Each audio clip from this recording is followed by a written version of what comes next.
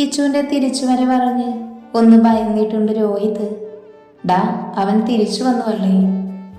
അതെ. അപ്പോൾ ഒന്ന് സൂക്ഷിക്കണം, അഗ്നി നമുക്കുള്ള പണിയായി ഇറങ്ങും.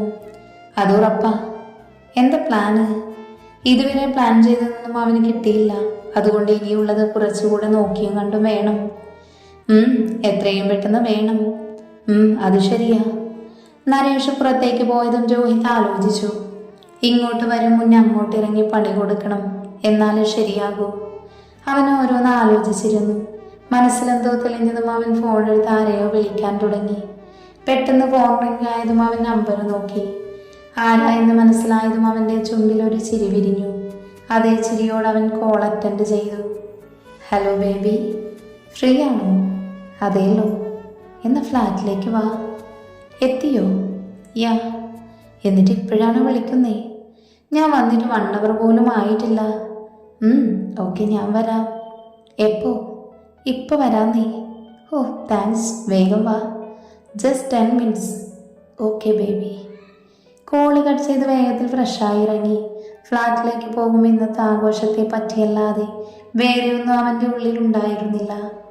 കുറച്ച് സമയത്തിനു ശേഷം ഫ്ലാറ്റിലെത്തി ഡോർ ബെല്ലടിച്ചതും വാതിൽ തുറന്നു വരുന്നവളെ കാണാൻ അവൻ്റെ കണ്ണു വിടർന്നു.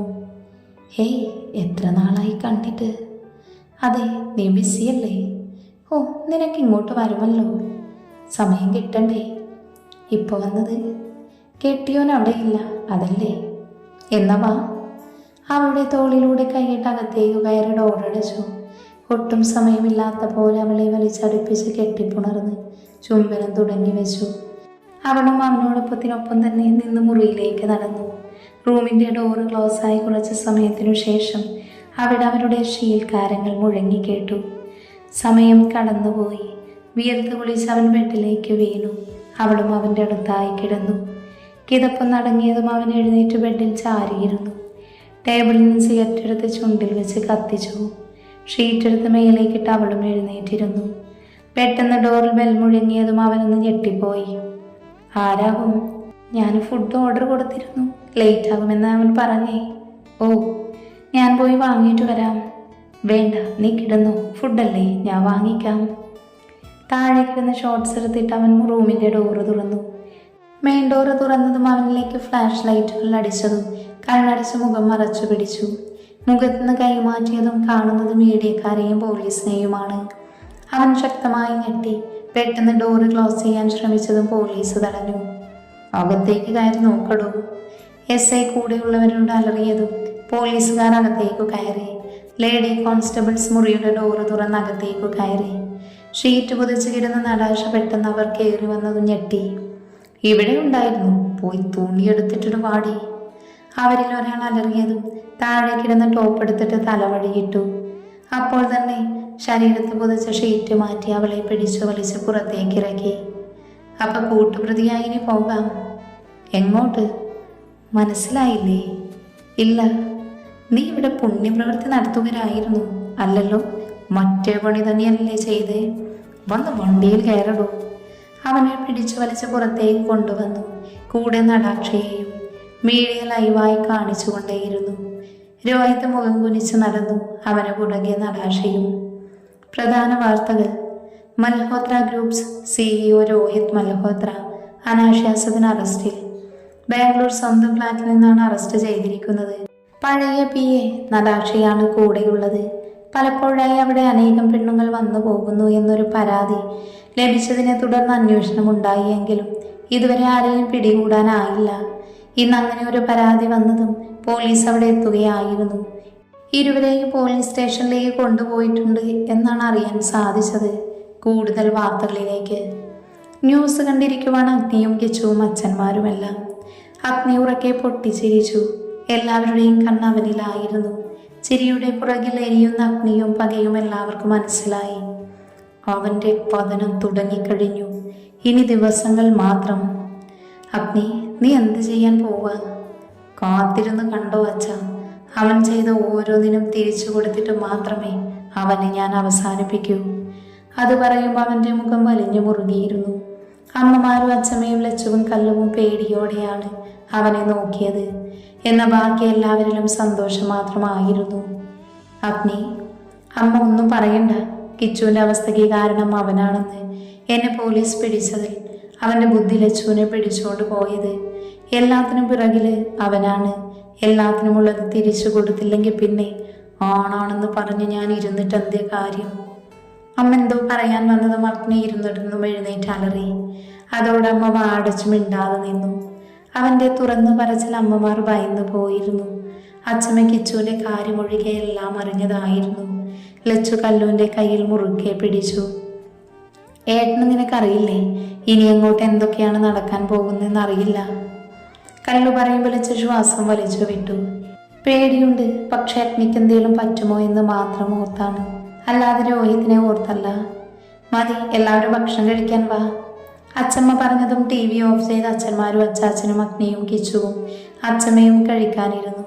അമ്മമാർ വിളമ്പിക്കൊടുത്തു. ലച്ചു വന്ന് സമ്മതിച്ചില്ല. അവർ കഴിച്ചു കഴിഞ്ഞു. അമ്മമാരും ലച്ചുവും കല്ലുവും ഇരുന്നു. അഗ്നിയും കിച്ചുവും ഓഫീസ് റൂമിലിരുന്ന് കാര്യമായ ചർച്ചയിലാണ്. ലച്ചു കഴിച്ചു കഴിഞ്ഞതും അടുക്കളയിൽ സഹായിച്ചു. അത് കഴിഞ്ഞാണ് മുറിയിൽ വന്നത്. വാതിൽ തുറന്നതും അഗ്നിയെ കാണാതായപ്പോൾ അവൾക്ക് മനസ്സിലായി എവിടെയോ ആണെന്ന്. ഫ്രഷാകാൻ വേണ്ടി പോയി അവൾ. ഇന്ന് ഇങ്ങനെ ഒരു പണി അവൻ വിചാരിച്ചിട്ടുണ്ടാവില്ല അല്ലേ? ഇല്ല, നീ വരുമ്പോൾ കൊടുക്കാൻ കാത്തിരുന്നതാ. ഞാനില്ലെങ്കിൽ എപ്പോഴും അവസരം കിട്ടിയതെന്ന്. ഇനി നെക്സ്റ്റ് എന്താ? സർപ്രൈസ്. നിനക്ക് മാത്രമല്ല, എല്ലാവർക്കും. പറയടാ. ഇല്ല, അത് കാണുമ്പോൾ രോഹിത് ഉൾപ്പെടെ ഞെട്ടും. അങ്ങനെ ഒന്നും എന്താടാ? നാളെയൊന്നും പറയുന്നില്ല. അത് കഴിഞ്ഞാണ് ഇറയിൽ പണി നടന്നുകൊണ്ടിരിക്കുക. എപ്പോൾ വേണമെങ്കിലും നടക്കാം. നീ പറയുന്നൊന്നും മനസ്സിലാകുന്നില്ല. ഇപ്പം ഇത്രയും അറിഞ്ഞാൽ മതി, ബാക്കി പിന്നെ. അധികം ആലോചിച്ചിരിക്കാതെ പോയി ഉറങ്ങിക്കോ. സ്വാമിജി പറഞ്ഞത് ഓർമ്മയുണ്ടോ? റെസ്റ്റ് ആവശ്യം. കുറച്ചുകൂടെ കഴിഞ്ഞ് ഓഫീസിൽ വരാം. അതുവരെ ഇവിടെ ഇരിക്ക്. എല്ലാം ഓക്കെ. ആദുവിൻ്റെ കാര്യം അത് ശരിയാകും. ഒരുപാട് വൈകണ്ട അഗ്നി. ഇല്ല, വൈകില്ല. നീ സമാധാനമായി പോയി കിടന്നു. എല്ലാം ഓക്കെ ആകും. Good night. കിച്ചു അവൻ്റെ റൂമിലേക്ക് പോയതും അഗ്നി ഇമ്പോർട്ടൻസ് ആയിട്ട് ഫയൽ നോക്കാനുള്ളതെടുത്ത് വേഗത്തിൽ നോക്കാൻ തുടങ്ങി. അഗ്നി മുറിയിലേക്ക് ചെല്ലുമ്പോൾ ഒത്തിരി വൈകിയിരുന്നു.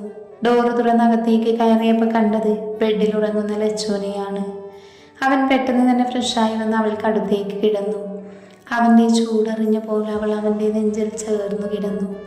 അവൻ ചെരിഞ്ഞു കിടന്ന് അവളെ നെഞ്ചിലേക്ക് ചേർത്ത് പിടിച്ചു. പെട്ടെന്ന് തന്നെ അവൻ ഉറക്കം പിടിച്ചിരുന്നു. കിടന്നിട്ടും ഉറക്കം വരാതെ തിരിഞ്ഞു മറിഞ്ഞു കിടക്കുവാണ് കിച്ചു. നാളെ തന്നെ ആദോനെ കാണാൻ പോകണമെന്ന് തീരുമാനിച്ചു. അവളോട് സംസാരിക്കാൻ അവന് കൊതി തോന്നി. ഫോണെടുത്ത് അവളെ വിളിക്കാൻ തുടങ്ങി.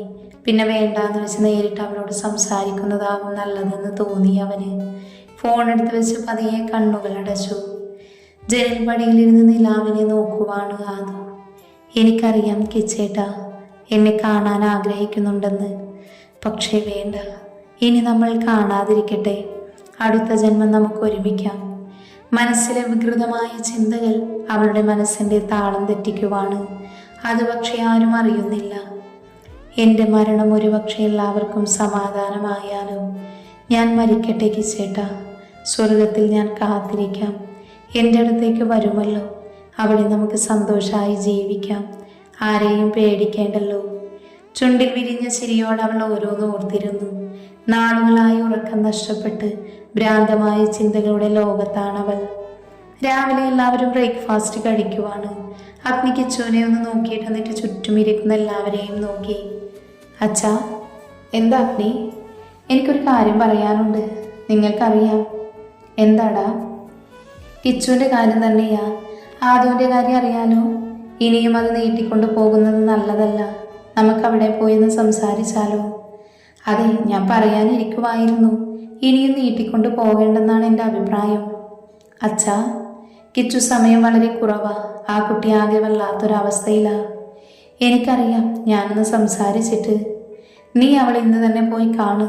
ഞങ്ങൾ വീട്ടിൽ പോയി സംസാരിക്കാം. അതെ, അഗ്നി പറഞ്ഞ പോലെ ഞങ്ങൾ എല്ലാവരും പോയി സംസാരിക്കാം. എന്നാൽ അങ്ങനെ ആവട്ടെ. പെട്ടെന്ന് തന്നെ കഴിച്ചെഴുന്നേറ്റ് എല്ലാവരും പോകാനൊരുങ്ങി. അഗ്നി ആദിയെ വിളിച്ച് കാര്യങ്ങളൊന്ന് പറഞ്ഞേക്ക്. ആ. അഗ്നി ഫോണെടുത്ത് ആദിയെ വിളിച്ചു. എന്താടാ? ആദി, ഇന്ന് അച്ഛനും അമ്മയും അവിടെ ഉണ്ടാകില്ലേ? ഉണ്ട്. എന്തേ? വീട്ടിൽ നിന്ന് എല്ലാവരും വരുന്നുണ്ട്. എന്തിന്? കിച്ചുവിൻ്റെയും അതിഥിയുടെയും കാര്യം സംസാരിക്കാൻ. ആണോ? ഞാൻ അവരോട് പറയാം. ഞാൻ നിൽക്കണോ? ഏയ് വേണ്ട, ഓഫീസിലുണ്ടാവണം. എന്നാ ഓക്കെ. പിന്നെ അവൾ അവിടെ നിർത്തരുത്. ഇല്ലടാ. എന്നാ ഓക്കെ. കോള് കട്ട് ചെയ്തവൻ എല്ലാവരോടും കാര്യം പറഞ്ഞു. എന്നാ ഞങ്ങൾ അങ്ങോട്ട് പോകുക. ശരി. കിച്ചു, നീ എൻ്റെ കൂടെ വാ, അവളെ കണ്ട് സംസാരിക്കാം. കിച്ചു പെട്ടെന്ന് തന്നെ റെഡിയായി വന്നു. ലച്ചും കല്ലും നിങ്ങളും കയറിക്കോ, കോളേജിലേക്കാ ഞങ്ങളും. അവരും കയറിയതും അഗ്നി വണ്ടിയെടുത്തു. കിച്ചനു ടെൻഷനുണ്ടായിരുന്നു, അവിടെ എങ്ങനെ പ്രതികരിക്കുമെന്നോർത്ത്. കോളേജ് എത്തിയതും വണ്ടി പാർക്ക് ചെയ്തു. ലച്ചുവും കല്ലുവും പുറത്തേക്കിറങ്ങി. നിങ്ങൾ ക്ലാസ്സിൽ പോയിക്കോ, ഞങ്ങൾ വന്നത് അവൾ അറിയണ്ട. അവർ പെട്ടെന്ന് തന്നെ എന്നും കാത്തു നിൽക്കുന്ന സ്ഥലത്ത് നിന്നു. കുറച്ചു കഴിഞ്ഞ് മായ വന്നു, അവൾക്ക് പുറകെ ആദുവും. കിച്ചു വണ്ടിയിലിരുന്ന് ആദുവിനെ കണ്ടു. അവന്റെ കണ്ണ് നിറഞ്ഞുപോയി. അലസമായിട്ടിരിക്കുന്ന വസ്ത്രവും പാറി പറന്നു കിടക്കുന്ന മുടിയും കണ്ണുകൾ താഴെയുള്ള കറുപ്പും അവളുടെ അവസ്ഥ മനസ്സിലാക്കി കൊടുത്തു. അവർ ക്ലാസ്സിലേക്ക് നടന്നു. ആദു അവരെ ശ്രദ്ധിക്കുന്നുണ്ടായിരുന്നു. അവരുടെ വായിൽ നിന്ന് കിച്ചുവിൻ്റെ കാര്യങ്ങൾ അറിയാൻ അവൾക്ക് ആഗ്രഹം തോന്നി. എന്നാൽ ഒരിക്കൽ പോലും അവൻ്റെ കാര്യങ്ങൾ അവർ പറയുന്നില്ല എന്നായതും അവളുടെ മുഖം വാടി. അവർ ക്ലാസ് എത്തുന്നവരെ അവൻ നോക്കിയിരുന്നു. കിച്ചു, വാ, ഓഫീസിലിരിക്കാം. ഡാ ആദു, ഇതുകൊണ്ടാണ് നിന്നോട് അവളെ കാണണ്ടെന്ന് പറഞ്ഞതും അത്രയും അവൾ മാറിപ്പോയടാ. ഡാ എൻ്റെ പെണ്ണ്, നീ ഇപ്പോൾ വാ, അവിടെ ഇരിക്കാം, അങ്ങോട്ട് വിളിക്കാം അവളെ, അല്ലാതൊന്നും നടക്കില്ല. നിറഞ്ഞ കണ്ണുകൾ അവനെ കാണാതെ തുടച്ചു മാറ്റി കിച്ചു.